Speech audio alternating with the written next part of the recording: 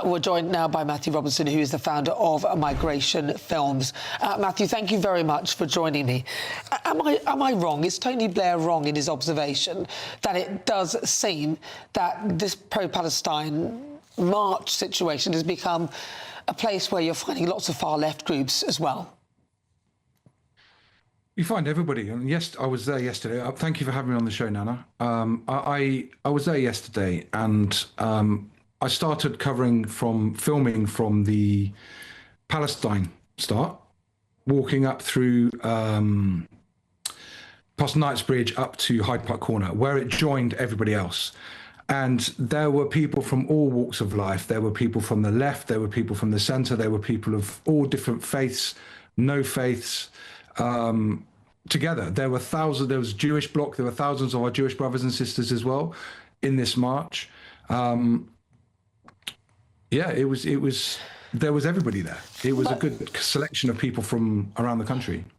I hear you, but a lot of people, and in particular many Jewish people who I know, and I'm sure that others, and I can say this quite openly, Gary Mond, who's an excellent person, he's head of the National Jewish Assembly, he would say otherwise, that many Jewish people will not go anywhere near these marches because for the fear of their lives. You've seen many different things happening, many in the Jewish community being attacked, and these marches absolutely have not helped.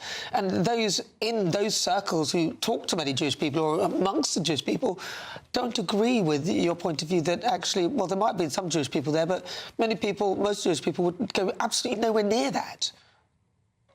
Well, interestingly, I was walking up just after Knightsbridge on the way up to Hyde Park Corner, and there was a Jewish gentleman who was saying to a police officer, I'm struggling, I can't cross the road, I can't cross this, look at this. So I said to him, look, sir, excuse me, I'm a member of the press, would you like me to help you across the road? You've got nothing to worry about with these people. He looked at me and looked at my name, said, oh, you're part of Bektu. No, you're part of the problem. So it seemed that he had come out to actually antagonize and he had people filming who were masked up, they had masks on, dark glasses, couldn't see who they were. And he was being filmed the whole time by someone. Okay, but that's your experience. I have nothing to verify that experience. I'm sure you wouldn't come on here and tell me lies. That's what you're saying. That is one person who maybe that person was afraid of the pro-Palestine, the whole thing that's going on there. But can you at least acknowledge that what this has festered, this constant weekly marching has festered or almost enabled people to then go out and do bad things in the name of supposedly support for Palestine? People that go out and do bad things are bad, full stop. Doesn't matter which side of the fence they are on. Peaceful protest is peaceful protest, and that is written enshrined in our laws. I've been to I think I've missed about 4 protests going to film them. And there, of course, you have some anger with what's going on. People's families are being slaughtered, according to, and even Israel has now admitted that at least 76,000 Palestinians have been killed in Gaza in the last 2.5 years.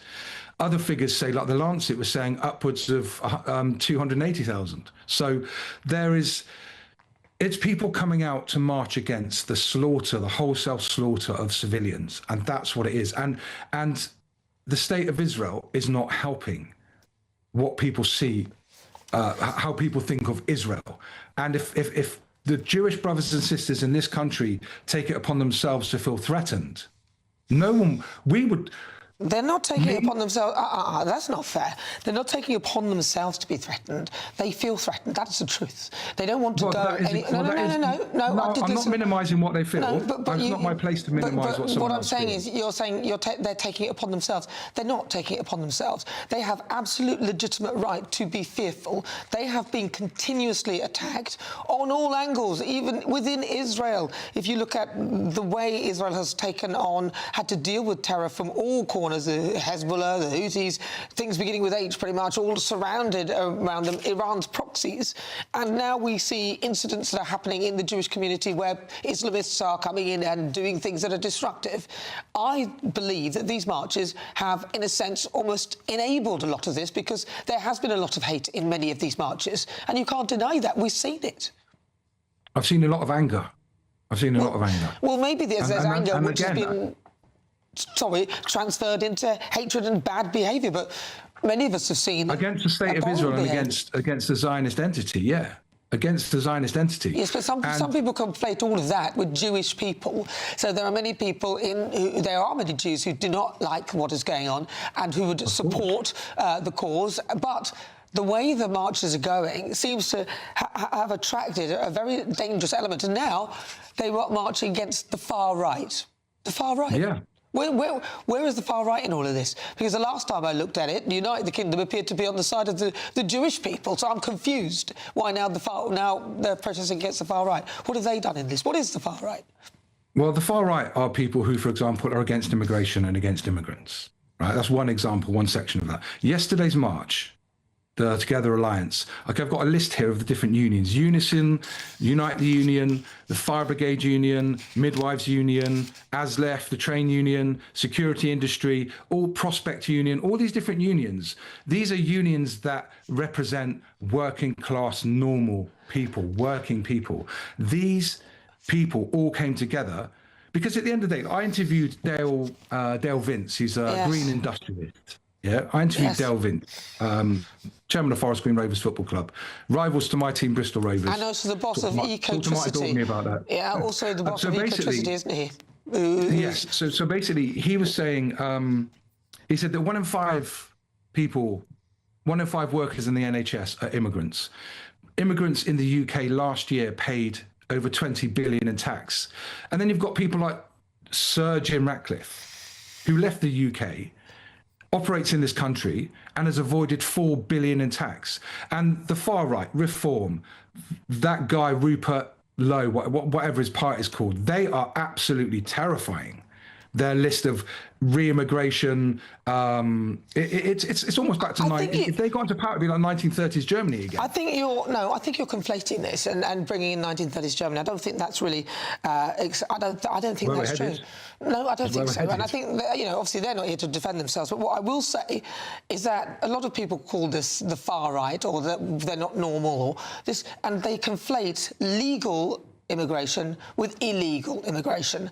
So I'm not going to let you do that, because illegal immigration I'm furious with, and so are many on the left.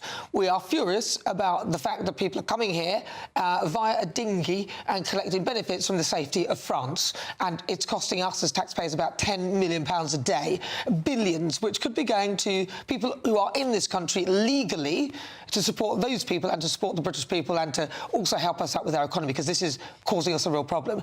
Then there are people who come legally, who have gone through all the things and who've been welcomed into this country.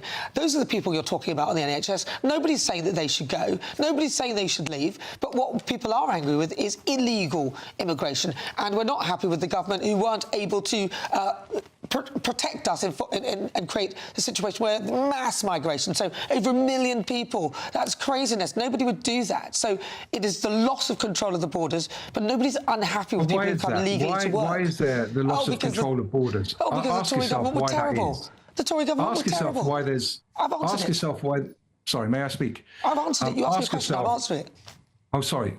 I said because of the Tory government. They did a terrible job. They didn't protect the borders at all. That is why we had over 1,000 people coming in legally, where they could have controlled that. So we're not happy with the governments, but we're not unhappy with the people who came here. What we are unhappy with, and most people are, including those on the left, including the unions, are unhappy with people coming here illegally by dinghies and being supported by the British taxpayer, and the ridiculous laws that allow them to continue to take from the taxpayer, putting very little back in. Okay, right, let's go back to why this is the case. Who supported, promoted and came up with Brexit?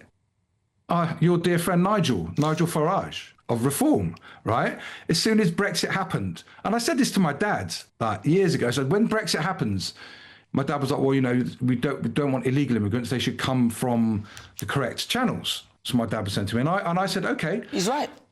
Yeah, I said, okay, now listen. As soon as Brexit happens, right, the only thing that's keeping migrants from coming to the UK is the fact that Britain has a station. Like when I worked in 2016, I filmed an overland convoy to 8 refugee camps in Greece, right, as humanitarian work. And when I came back, you go through Border Force, UK Border Force on the French side. That's no longer there. It was Farage and... Yes, but we're negotiating that. No. That's them. They didn't want it, or they weren't doing it effectively. We're negotiating that now. That's not because of Brexit. But that's not because of Brexit. And also, let's not forget that... No, but... Well, we can agree to disagree. Listen, I didn't come on to talk people, about Brexit. I came to talk about what Tony Blair was saying. Yeah, but it's democratic. I mean, you brought it up anyway. It's democracy. People voted for that. So we have to accept it even if we don't agree with it. That's not the far right. That's British people saying, now we don't want that. So I don't think this applies. Listen, I've got to go, Matthew. But I have enjoyed our conversation. Please, one more thing. I'll give you 10 seconds because I've got to go, because otherwise I'll get in trouble. Going back to Tony Blair. Tony Blair is a war criminal. He's responsible for up to 500,000 people's death, and he's part of the Epstein class. He should not be allowed anywhere near the Middle East, and I don't trust a thing he says. That's it. Thank you. All right, well, Tony Blair's denied his links on Epstein, actually, so there you have that. Of course he does. But I'm not disagreeing with you that I'm not happy with what he did in Iraq. Thank you, Nana, for having me on the show. Will not be forgiven for that, which is why I was surprised that I actually agreed with something that he'd said. Matthew Robinson, thank you very much. Really good to talk to you. He's the founder of Migration Films. I look forward to speaking to you again.